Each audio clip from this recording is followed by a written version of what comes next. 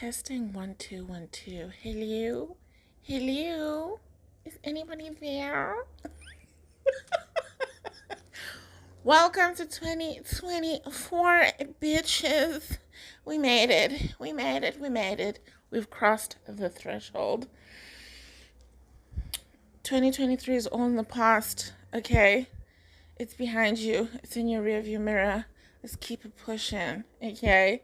All those mistakes, all those whatevers, doesn't belong to you anymore. It belongs to 2023, and we're in 2024. Okay, welcome. Welcome to another episode of Monday Motivation, and I'm so glad that the 1st of Jan is also a Monday. So we get to start our year motivated, our week motivated, and isn't that all just serendipitous? But before we get into, being all motivated and starting our year all motivated and blah, blah, blah, blah, blah, much like a week, right? Where you have good days, you have bad days, you have, good moments, bad moments, you have opportunities to turn things around, and it's not over until it's over. Please don't mind the sound of like crinkling plastic in the background. I'm conditioning my hair as we speak, because I fell asleep in the middle of the day and then woke up not sure of like what day it was, what year it was. Those naps that kind of feel like portals to another universe. That is the type of nap that I had today. And I wasn't even expecting to nap. But nonetheless, here we are. And I appreciate it because you know what? On my vision board, because we will be talking about vision boards, I put rest on my vision board. Anyway, so let me give you a little backstory before I get into today's situation. While I was making my vision board, and like even the concept of it was very strange to me. Not that I'd never heard of vision boarding before or whatever, I'd always wanted to, but I never knew where to start. My questions were always like, what are the rules? Like, where do I get these pictures? And like, what is even like the search term that you would use to look for these pictures? You know?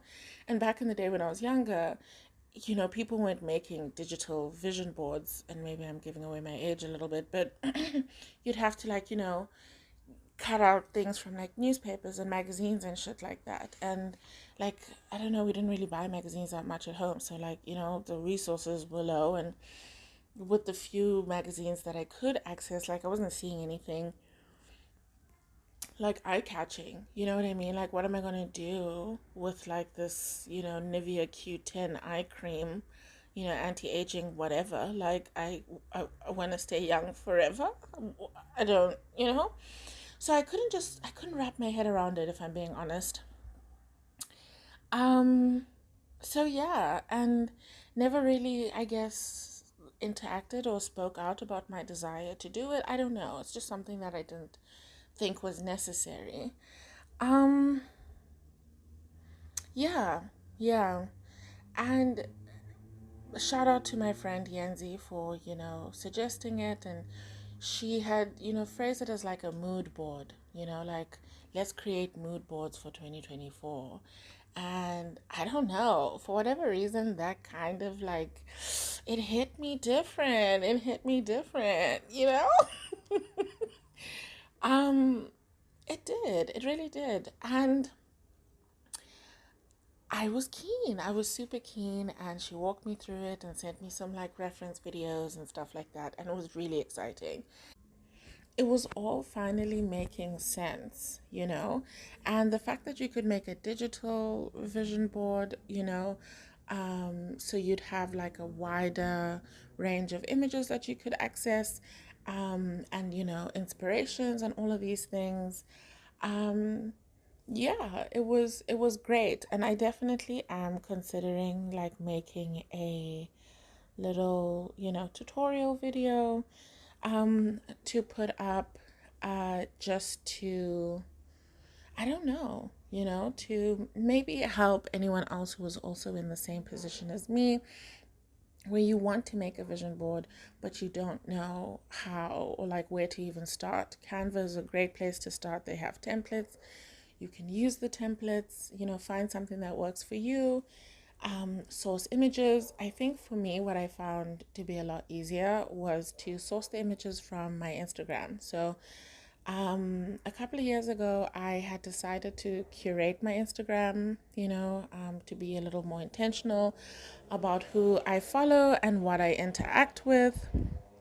And I found that to be um, fantastic. I intentionally chose to follow accounts that speak to what I aspire to be, or what I admire in other people, or whatever, so that as much as I'd like to decrease my screen time, that at least it was edifying in some way, celebrating Black people, celebrating healthy Black love, um, you know, career driven Black women, talking about like how to navigate the corporate space and how to remain, true to who you are while also, attaining your goals. And, the baddies who exercise. I follow a lot of, personal trainers and fitness people.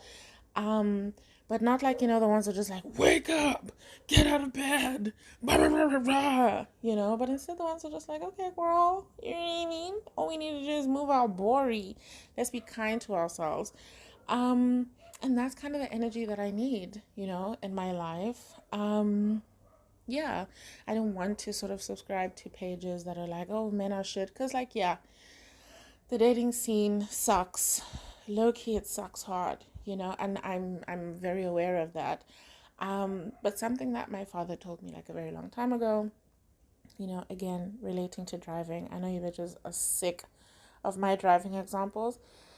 I don't know if I'm sick of it too, but it is what it is. Anyway, he was telling me that like when driving, let's say you're in the left lane and you see an accident happen in front of you, and what most people will choose to do is focus on the accident, like, oh my gosh, I can't believe that happened, what, oh my gosh, wild, wild.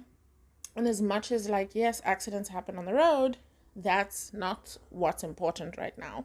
What's important is that you acknowledge that there's the accident, see how far it's gone, and then look for the exits.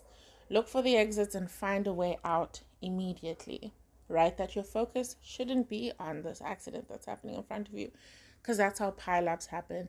That you're so shocked by what's happening in front of you, you forget that you're careening in that same direction, and that you're headed for the same thing.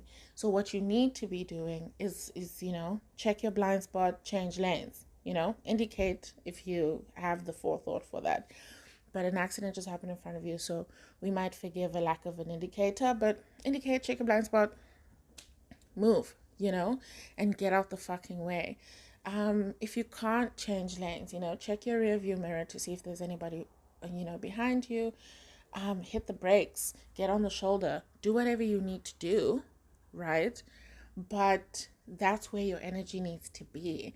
And I feel like sometimes, we commit ourselves to, not commit ourselves, but we spend too much time and energy complaining about men, and saying that men are cheaters, and watching these like videos and stuff, where women complain about their men cheating, and these like, oh, I got you videos and all of that stuff, that we surround ourselves with all this like men cheat, men lie, men are manipulative, men are whatever, that our only reference, for a man then becomes these very same manipulative whatever men, and it becomes like a self-fulfilling prophecy in some way. Um, so that goes beyond just dating, right? Every other thing, people who are making poor life choices and just all of that shit. If we keep focusing our attention and our energy on those things, that's what we will eventually reproduce in our own lives, because that's all we've been focused on. That's where our life is then headed, because our life and our feet goes where our mind and our eyes are focused. Do you get what I mean? Anyway, so I made that choice a couple of years ago, And it's not like I'm stick thin or that I haven't been dealing with ancient niggas. I mean, it hasn't saved me from all of that. Um, but I do feel like I'm in a better headspace. You know what I mean? That when these things happen, I recover from them a lot quicker. You know what I mean? And I'm just less negative about the world and society as a whole and all of these things. Like, I feel like there's still good in the world, that you can have good experiences, and that not all good experiences have to last forever. I think sometimes, just because something has ended, that we feel the need now to sort of say that the whole thing was shit, and it wasn't all shit, right? That it was good at some point. If it was shit, then we wouldn't have, entered in the first place. So anyway, that's neither here nor there. And I've, gone on a tangent. But I think that mostly then speaks to, how we choose to conduct ourselves in our lives in general. That sometimes we can be so quick to throw away the whole day, because we're focusing on one bad moment, a moment that maybe lasted 5 minutes, if even that, you know. But then we focus on it so much that we then sabotage the rest of the day, that we refuse to see other opportunities for a good day, right? For good moments. That we don't see those things at all because we're focused on this ancient moment, right? We're focused on the fact that we got a traffic fine when all we're trying to do is avoid this bullshit and da da da da da. You had a bad interaction with your boss, your nosy ass colleague decided to say something, whatever. You know what I mean? Your partner is giving you the cold shoulder and you don't know why. Just things are not looking good, right? You skipped the gym, there was load shedding, or whatever. That one moment is now coloring the whole day. You don't notice opportunities to do good and share some sunshine in someone else's life. You don't notice opportunities or moments where other people are trying to sprinkle a little sunshine into your life. You're now committed to this miserable day because you don't take your eyes off it. You don't lift your head and look around and say, okay, what else is going on here? Where can I move and pivot? You know what I mean? And yeah, I think just going back to this whole vision board thing was in the process of me making the vision board, I thought about how I had never really sat down with myself and made a concrete written plan for my future. Like, I didn't have a 5 year plan. I mean, I do have one now, which is great at my big ass age. But I didn't really have a plan for, like, where do I see myself in the next 10 years, 5 years? Like, there was none of that. None of that, And like, now I only have a 5 year plan. I'd love to have a 10 year plan. And like, even just the idea of thinking, like, how old will I be in 10 years time? Like, I can't imagine myself reaching that age. And I don't know why. Like, I don't know why, since I was young, I've never really expected myself to live very long. And I guess that speaks to growing up being told I'll die any minute now as a fat person. You're gonna drop. You're gonna drop. But yeah, I've been living a very reactionary life. You know what I mean? I react to bad things that happen, and I let them derail me. When really I wasn't on any rail to begin with because, like, I hadn't charted a clear plan for myself. I would communicate, like, obviously I do the stereotypical thing on the 1st of January, oh my gosh, this year I'm gonna do meow. But it would just be like casual conversation, and I'd like throw these things out into the ether, but I'd never write them down. And I find that to be very strange because at work, this is the type of shit that I do all the time. Like, I'm really good at making plans and I'm great at setting up plans for other people. Never even crossed my mind to do the same thing for myself. To just like set up a good plan. Like, this is the end goal. Okay, then once you have that end goal in mind, break it down into smaller bite-sized chunks. You know what I mean? So set like a monthly target that would then take you to the bigger thing, you know? And then, like, within the monthly target, you break it down into weekly targets, you know what I mean? So that, you know, then each week you check in with yourself. Were you able to meet the target? If yes, great. What were the things that worked well? You know, and did you see any threats to this thing? Could you recreate this, or were there certain factors that contributed to this week being a success, right? You were like, okay, well, you know, you were on leave, so you had more time, therefore you had more energy, and da da da da da. That's great. You know what I mean? Or you were on leave, which meant that your days were less structured. That's why you couldn't meet your target, whatever, you know? So then you can then gather information to then see, like, okay, by week 2, am I on track for meeting my month end goal? No, because of all these now factors that I've highlighted. So what do I do? Do I reassess the goal? Or do I try and like overcome? Okay, let me use these next 2 weeks to like troubleshoot this shit and see if I can still meet the target. You reach the target at the end of the month and you're like, okay, cool. I got it, but it was like actually really tough, and I don't know how sustainable this is, because I do foresee, you know, March, let's say for example, and August are like really hectic months. So I need to really be prepared for those months, because if this already is a problem, you know, this time of the year, da da da da da, and you kind of just like work it, you know what I mean? Because like this is a goal that I want to reach. And then maybe by the third mark, you know, the third month, you're just like, actually, I've gathered enough information and I've been through enough scenarios to know that like I'm dragging myself over to the finish line each time, and I don't want to be living like this. I don't want this goal to give me anxiety, and I don't want such unreliable results. I want something that's a little more reliable, a little more predictable, a little more achievable. So I might have to reassess the end goal. How can I still maintain the spirit of the end goal while still, you know, while like maybe shifting to make things more realistic? Then you have that, you know, chat, you troubleshoot, you have that little meeting, and then you're like, okay, we've now settled on a new goal that still is in line with the spirit of the original goal, but, you know, is just more realistic. Perfect. Then you circle back, you know, and then you keep moving, and you're like, oh my gosh, this is fantastic. You know, us readjusting the end goal was fantastic because it made the monthly targets easier, therefore the weekly targets were easier, and now it's not so much of a hassle to reach these goals. We're on track to having a good year. Do you get what I mean? Like, hello. This is, you know, what I could be doing with myself, with my own personal goals. Why am I doing this for other people? And like at work and all this stuff, and like all of this stuff just makes logical sense, but then I'm not doing it with myself, you know?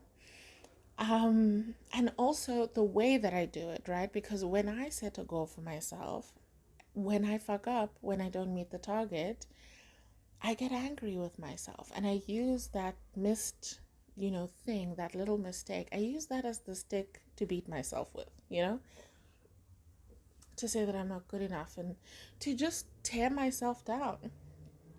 And that then inhibits me from wanting to get back on the pony and try again and readjust. That I'm not having these neutral meetings with myself where I'm just like, okay, you know, I'm just collecting data here. I'm just gathering information, that the information itself is not good or bad. It's just information. And I still want to reach the goal, but let me do some work to figure out how I wasn't able to meet that goal so that I can do better next time. Do you get what I mean? And I don't know if I'm the only one who does that, where I expect perfection from myself, like the first time, and that anything less than perfect is just an absolute failure, that you know, I'm a piece of shit, I shouldn't have tried, da da da da da, and like it's so unproductive. When I could just be like, yeah, I made a mistake, and that's the purpose of trying things, is to make mistakes so that I can learn. You learn from the mistakes. I know this in my mind. but I don't know how to bring that into my heart. And I think the easiest way to do that is then by setting out a clear, written out plan, have the monthly markers, and that can then be the space to be like, okay, this didn't work. Period. It didn't work. Why didn't it work? I've put down all these things, to help me achieve this goal. Why didn't it work? And then it's just an assessment of my tool, the tool that I've chosen to use to reach that goal, as opposed to it being an assessment of me, right? That I'm still trying and I still want to reach the goal, because I do. I honestly and truly do. Um, but there are different methodologies. There are many ways to skin a cat, and now I'm just going to go through all the different tools that I have available to me to try and skin this cat. And if that doesn't work, then I need to outsource and I need to acquire new tools, get help, whatever.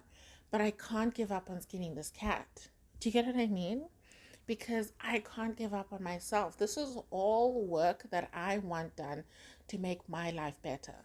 I am in the process of making, my life better. I want to create a life worth living. So this is the work that I need to do to get there, And it doesn't have to be exactly like this.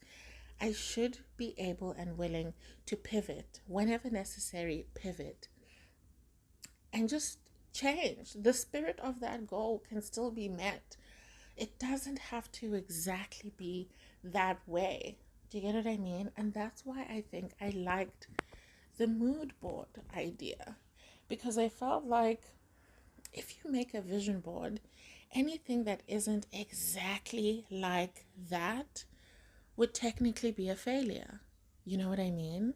You expected yourself to be, you know, skinny, sunbathing in the Bahamas. You know what I mean? And like that's you. That's what you wanted for yourself in 5 years' time. That you are just there, with your dream body, you know, out and about, no shame, shoulders out, arms out, tummy out, everything out, um, in the Bahamas, just living your best life with the love of your life by your side. You know what I mean? And then maybe in 5 years' time, you're single, but you're more confident with your body. It isn't the body that you had imagined, it's not the body you put in the picture. But much like that woman in the picture, you're also confident in your body. You know, you're happy with your body, and that you're wearing the bikini, the same bikini in the picture, you're wearing it. Now, with less shame and worry and concern about what other people are going to say about your body, because you don't care anymore. You know what I mean? You stopped giving a shit about other people's opinion, and that's a big thing. That is a very big thing to overcome, and maybe you do go on vacation, and maybe it's not the Bahamas, and instead you go to Thailand, um and you go with your best friend. So in terms of that picture, are you, did you go on a fun vacation? Yeah. Do you have love in your life? Yeah. Your best friend is there right next to you, someone who has loved you for free. Someone who loves you just because you're a lovable person. They want nothing from you but your friendship. So you have love in your life, you're confident in your body, and you're confident in your skin. You're genuinely happy about who you are. Um, and you then have that vacation. Do you get what I mean? And those are all amazing things. But if you focus on the fact that, you're not a size zero, you're not in the Bahamas, and you're not booed up, the very same thing can feel like a failure. And that picture then becomes the stick that you beat yourself with, right? And that's not what we want for ourselves this year. That is not what we want for ourselves at all. We want to be able to celebrate our wins, and recognize success. Just recognize it, because I think we have succeeded in many things over the years, and we haven't allowed ourselves to celebrate them because we haven't recognized them for what they are. We have overlooked them and dismissed them because they're not what we had originally envisioned. It's not what we originally wanted. But when you think about it, the spirit of that request has, or the spirit of that desire has still been met. But because it didn't look a specific way, we're now mad at it. You know what I mean? Like, I can give you an example of when I was younger, like around 16 or whatever, I had like this really strong urge, this really strong desire to, like, have kids, multiple kids. I wanted 20 kids in a big house, and we'd all live together.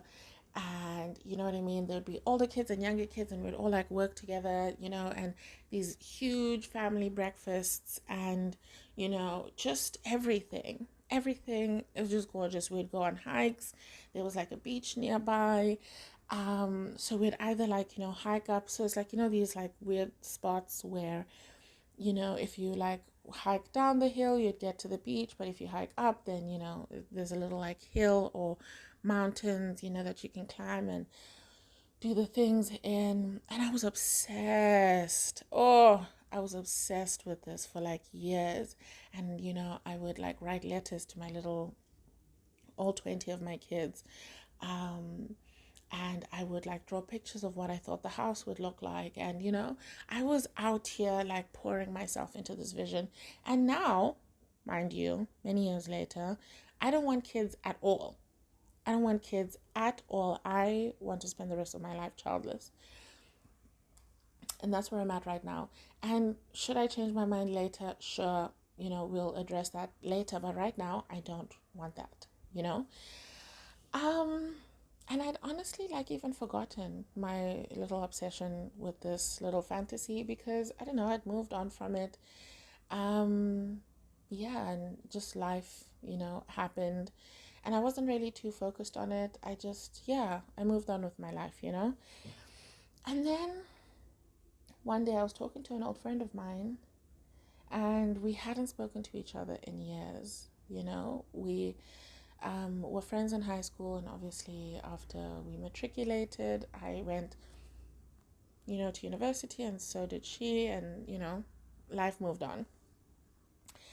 And anyway, we were catching up with each other, and she then says like she was expecting me to have, my 20 kids by now, that I should be at least on track halfway through, or whatever. And I remembered and just laughed, it was just hilarious, like, oh my gosh, yeah, imagine. Like, I can't imagine myself with kids. Oh my gosh, I don't know what I'd do. Um, and I'm not shitting on anyone who does have kids. Like, oh, I think parenting is a beautiful thing. Just not for me right now, Anyway, um, but yeah, I laughed it off and I was like, well, actually, lol, And I updated her and told her, like, I actually don't want kids at the moment. And I spoke to her about like how I'd come to that decision and so on and so forth and whatever.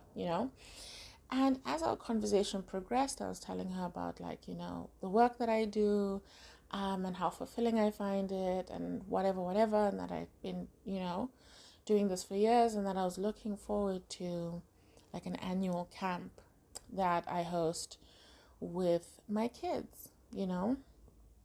Um, and I was telling her like, oh, it's this great place, like, it's just off the beach and da da da da da, but like there are these like nice little trails that you can walk up in as well, and whatever. And she's just like, oh, so you did, make your dream come true. And I'm just like, what? And she's like, yeah, that's like basically what you kept ranting on about, in high school. Like, that's literally it. And I was just like, yeah. Yeah, you're onto something. And I actually had to go home and think about it. And I, asked my younger brother to like go through my shit at home and like find these like notes and stuff that I had written to, my future babies and like all of that stuff. And I didn't know if they'd still be there, but I asked him to look for him look for them, and he found like one of my old journals, sent them to me, and there it was, this little vision fantasy that I'd written out for myself. And I call the kids that I work with at home, I call them my babies, mostly because there are just so many of them that I can't remember their names. Um, but yeah, there I was, and I take around 30 kids to this camp every year. And it's at a perfect spot where you, in fact, do walk down to the beach. Like, it's like a 10-minute walk. Yeah, 15, 10-minute walk to the beach. Um, and then you also have these beautiful hiking trails that take you, into these mountains. Um, and my dream, this dream that I'd had, since I was 16, a dream that at some point I felt was absolutely crushed when I was told that I had PCOS and it would be difficult for me to have kids. And then it was, it just became a whole thing, I'm just like, oh my gosh, my dream has been taken away from me. Um, Only to find that I had actually reached that dream ages ago. I had been taking kids on camps to similar situations, not the same venue, but like similar venues. The first group of kids that I took out on a camp was when I was 20 years old. 4 years after, having this strong desire and this urge bubble up in me. 4 years later, I had exactly that. A group of kids, you know, helping each other with breakfast, all working together, all laughing and smiling, all just, wrapped in my love. And I wasn't alone, with these kids. Obviously, we're a team of people, we work together. But these were my babies, I love them dearly. And we went to the beach, we went on hikes, we did all the things. And yeah, you know? So I never even realized or recognized that I had reached that milestone. That even in me deciding not to have kids, I also had to reconcile with that 16-year-old version of me that wanted this dream so badly, And I had always sort of told myself that, like, it is what it is, and that I work with a bunch of kids, you know what I mean? So I've scratched that itch. But I never realized, like, how my goal had been met. They just weren't my kids. I wasn't alone with them in this, like, fantastical house. You know what I mean? That this wasn't my life always, but that I've had those moments. You know what I mean?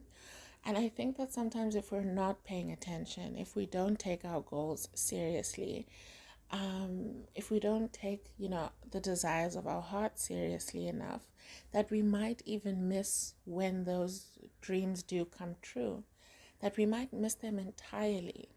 You know what I mean? That there's some intangible dreams and wishes that we have, that we'll say them at some point, we'll cry to a friend about it or whatever. And then when the time comes for this dream to come true, we don't even recognize it because we're so focused on something else, you know? And at the time, I was just so focused on the fact that, like, doctors are telling me that I might have a hard time having kids. And, just my reproductive health was like something that was really a major stress for me in my early 20s. And I also, damn, that sounds so old, my early 20s. Anyway, I was just so focused on all these shitty things that were happening around me that were, out of my control, that I never allowed myself to, like, really look at the blessings and the joy that was happening in my life. That, like, literally my dream was coming true right in front of my eyes. And I didn't recognize it. And as I look back on all, the past years, and looking at my old journal, even though I spoke in the previous episodes that I struggle with journaling. I do. Like, I'll sit and I'll, be good at it and journal every day, for a while, and then I'll lose the notebook and give up on it and all of that stuff. But yeah, I'm always surprised when I do come across an old journal and I read what I wrote and I read what I was sort of wishing for my life and stuff like that, and find that, like, oh yeah, crossed this thing ages ago. And I never sort of give myself, that moment to really celebrate that, like, yes, we made it. Yes. And it's those moments of celebration that fuel you to keep going. And I think that that's where I have failed, where I haven't been gracious enough with myself and I haven't looked for opportunities for celebration, for joy. I haven't actively looked for moments to say, like, okay, cool, I fucked up here, but what am I doing well? What is working? I know this isn't working, but what is working? And let's start there. Let's build on that.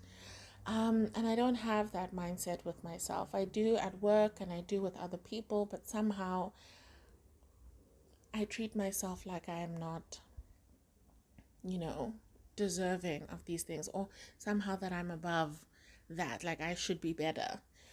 And that's not the case. I'm human, much like everyone else, and I can make mistakes. And it's about learning and moving forward and building that resilience to mistakes and recovery from mistakes. That's all that I need to build. So, yeah, I guess this is starting to feel like a diary entry as well. But the purpose of me saying all of this is to say that this year, I really do hope that you take the time to dream big, dream big, even if it seems unrealistic and unreasonable and like, what the fuck, how are we going to get there? And you can't seem to draw a straight line between where you are now and where you want to be in 5 years, 10 years time. Write that shit down. Write that shit down. Make a mood board. Make a mood board.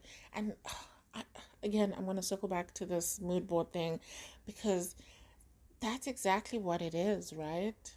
It's not necessarily about the pictures that you put down and the little quotes and all of that shit. It's how do you want to feel? What do you want your life to feel like? You know what I mean? What's the vibe? What's the vibe? What sort of vibrational energy do you want to be in for the next year? That's it, for the next 5 years. That right now it's not vibing, but this is a vibe that you're trying to work towards. And it doesn't have to be those specific pictures, but do you eventually feel that vibe? Do you eventually get to a point where you're resting in the rhythm of this vibe and you love it? It doesn't necessarily look how you thought it would look, but you can't predict what that vibe would look like because you've never been there before. You know what I mean? You've never been in that vibe, so you can only guess.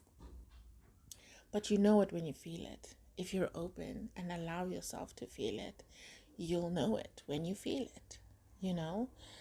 But you have to write that shit down, babes. You have to write that shit down because accountability is still key. And it gives you something to refer back to when you are in a moment of like, where am I now? And I really hope my neighbor finds Justin because they're screaming really loud looking for Justin. So, Justin, if you're listening to this, the homies are looking for you.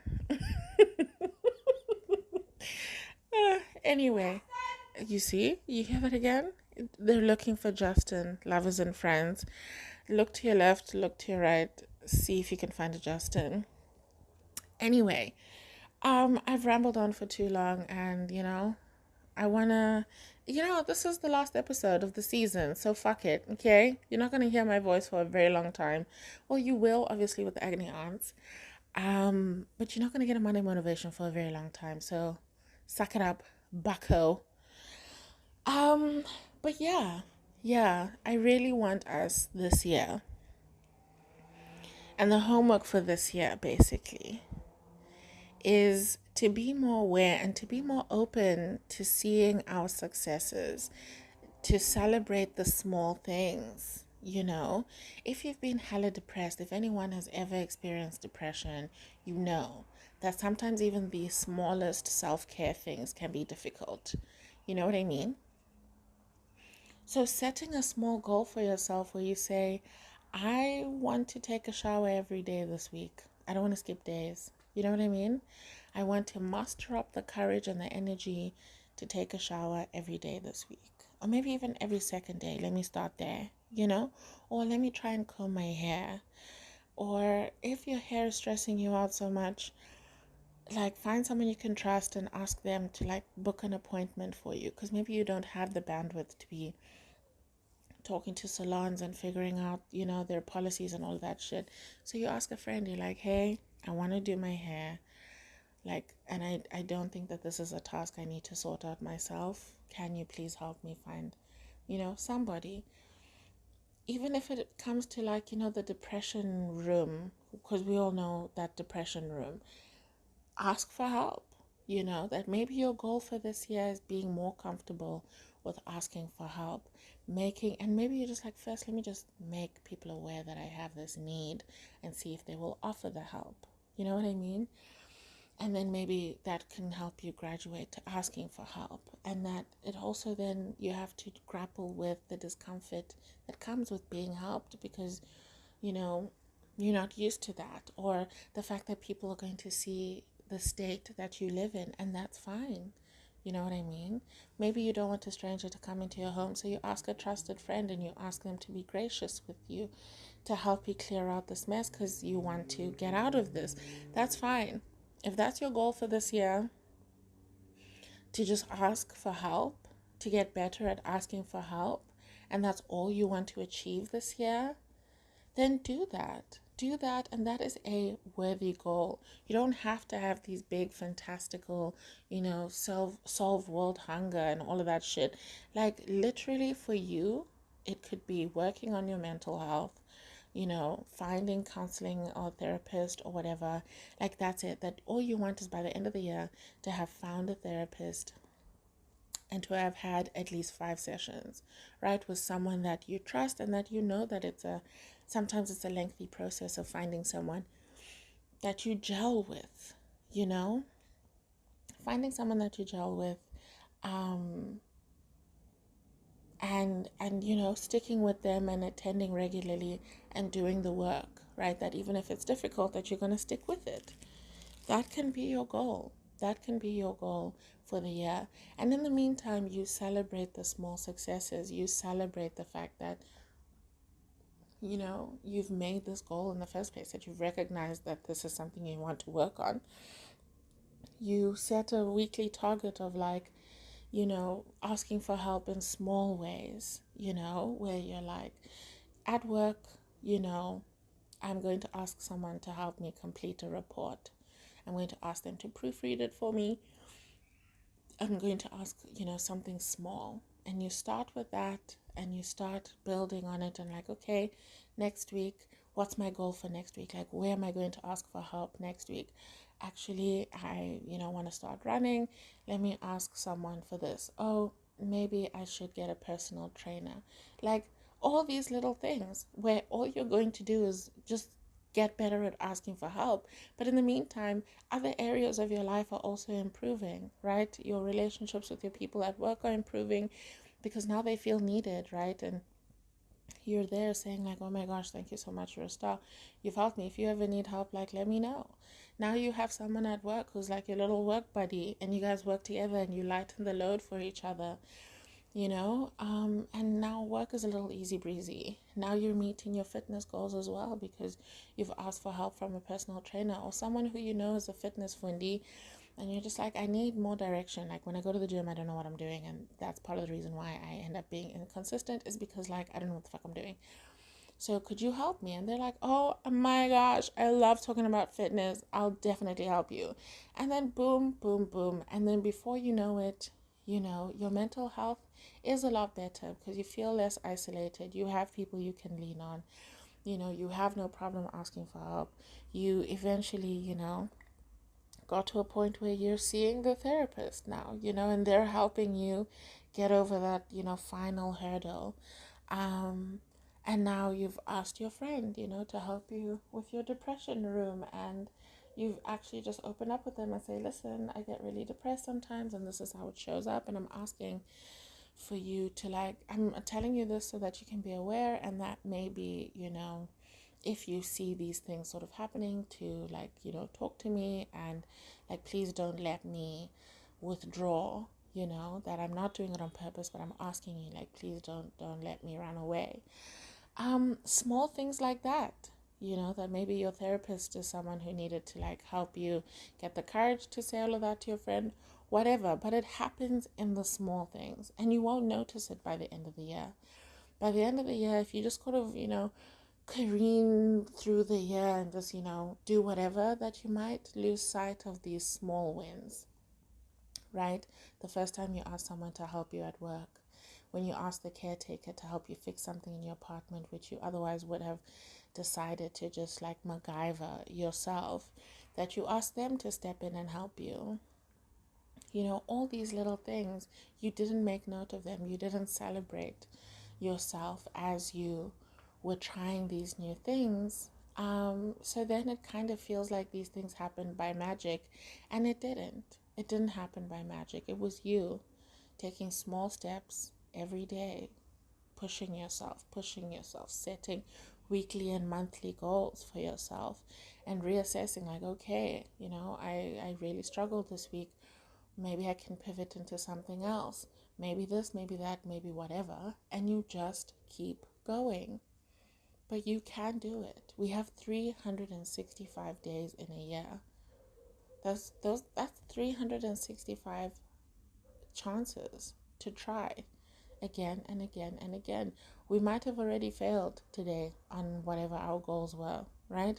We might have already sort of, like, oh, well, I said I was going to stop eating chocolate or whatever, and I'm currently listening to this episode eating a piece of chocolate, and that's fine.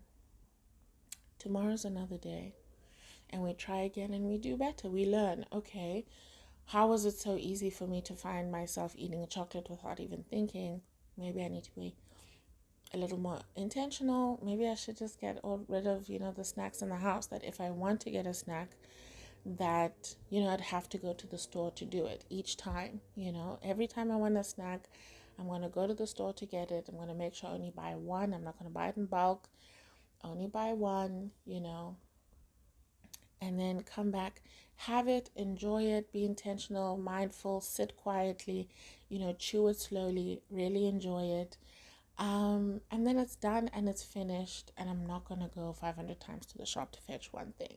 Do you get what I mean? Whatever. You try it and, like, let me see if that'll work for tomorrow. And then it does work. And you're like, okay, let me see how it works. And then it works a couple of days until the craving is so bad. You know what I mean? That, like, you're wild in the shop and you're like, oh, damn. So then you find another plan. Like, maybe you have a little popcorn in the house that you can spice yourself.